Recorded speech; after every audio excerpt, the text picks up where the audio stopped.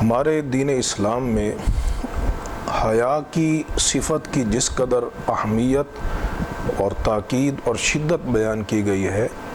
دنیا کے کسی مذہب میں، کسی دین میں یہ شدت اور اہمیت نہیں بیان کی گئی۔ اگر آپ پوچھیں کہ اسلام کا دوسرا نام کیا ہے تو اسلام کا دوسرا نام دین حیا ہے۔ چنانچہ سنن ابن ماجہ کی حدیث ہے، حضور نبی کریم رؤوف الرحیم صلی اللہ تعالیٰ علیہ وسلم نے ارشاد فرمایا، ان لکل دین خلقا،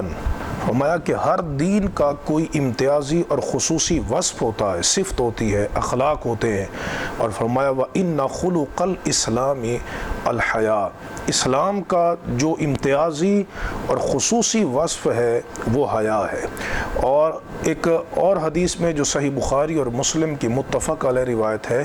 اس میں نبی کریم علیہ السلام نے حیا کو ایمان کے شعبوں میں ایک خصوصی شعبہ قرار دیا ہے۔ ارشاد فرمایا حضور نبی کریم علیہ السلام نے الایمان بضع و ستون شعبہ، فرمایا ایمان کے 60 سے زائد شعبے ہیں، اور ان میں افضلها قول لا الہ الا اللہ، جو سب سے افضل شعبہ ہے اسلام کا وہ لا الہ الا اللہ کہنا ہے، وَأَدْنَاهَا إِمَاطَةُ الْأَذَىٰ عَنِ الطَّرِيقِ، اور جو اس کا کم از کم ایمان کا درجہ ہے وہ راستے سے تکلیف دہ چیز کو دور کرنا ہے۔ اور حضور نبی کریم علیہ السلام نے فرمایا وَالْحَيَاءُ شُعْبَةٌ مِّنَ الْإِيمَانِ، اور حیا ایمان کا شعبہ ہے۔ یہ جو اسلوب ہے، یہ علم دین پڑھنے والے جانتے ہیں کہ یہ جو اسلوب کہ عموم کے بعد جو تخصیص آتی ہے تو یہ اس کی اہمیت کو بیان کرنے کے لیے کہ حیا اسلام کا ایک عظیم شعبہ ہے، ایک عظیم مرتبہ ہے۔ تو اللہ تبارک و تعالیٰ نے یہ جو صفت حیا ہے، اس صفت حیا میں حضرت سیدنا عثمان غنی رضی اللہ تعالیٰ عنہ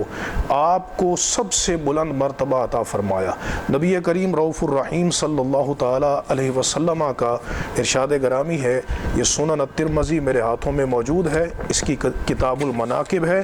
اس میں حضور نبی کریم علیہ السلام کا ارشاد گرامی ہے، اور یہ حدیث سند کے اعتبار سے صحیح ہے۔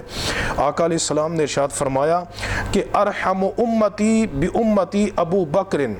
فرمایا کہ میری امت پر جو سب سے زیادہ مہربان، شفیق، نرمی کرنے والا ہے اور سراپا رحمت ہے وہ ابو بکر صدیق ہے۔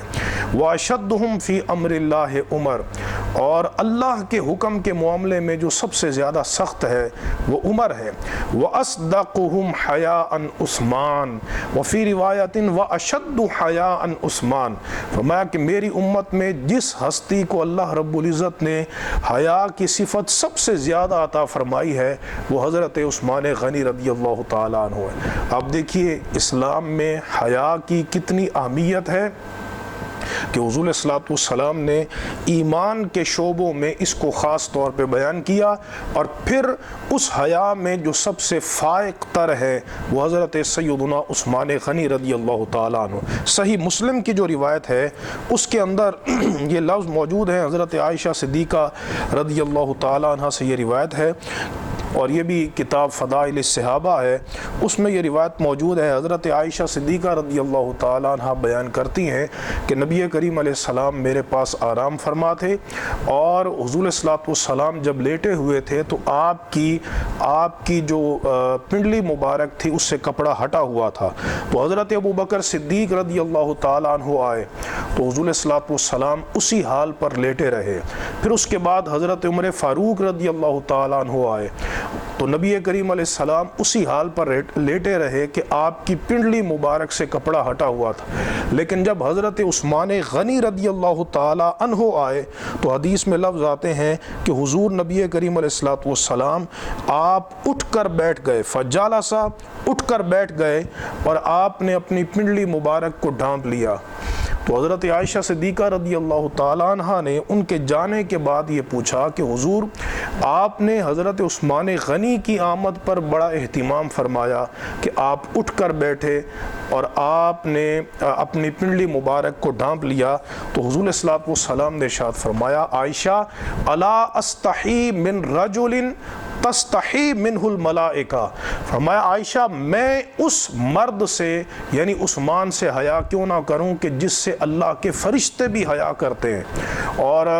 دوسری روایت میں جو لفظ ہے فرمایا ان عثمان رجل حی، فرمایا کہ بے شک عثمان بڑا حیا والا ہے، بڑا حیا والا ہے، اور اگر میں اس کو اسی حال میں اجازت دیتا تو مجھے ڈر تھا کہ وہ شاید اندر بھی نہ آتا۔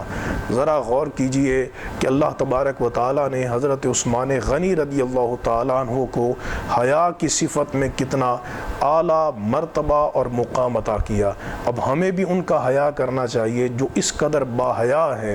با ادب ہے، اور جو ان کا احترام نہیں کرتا تو بجا طور پہ اسے بے حیا بھی کہا جا سکتا ہے، اسے بے ادب بھی کہا جا سکتا ہے، کہ جن سے اللہ کے فرشتے حیا کریں، اللہ کے فرشتے جن کا ادب کریں، اگر کوئی ان کا ادب نہ کرے اور ان سے حیا نہ کرے تو اس سے بڑا بے ادب اور بے حیا کون ہو سکتا ہے۔ اللہ تبارک و تعالی ہمیں ان نفوس کی محبت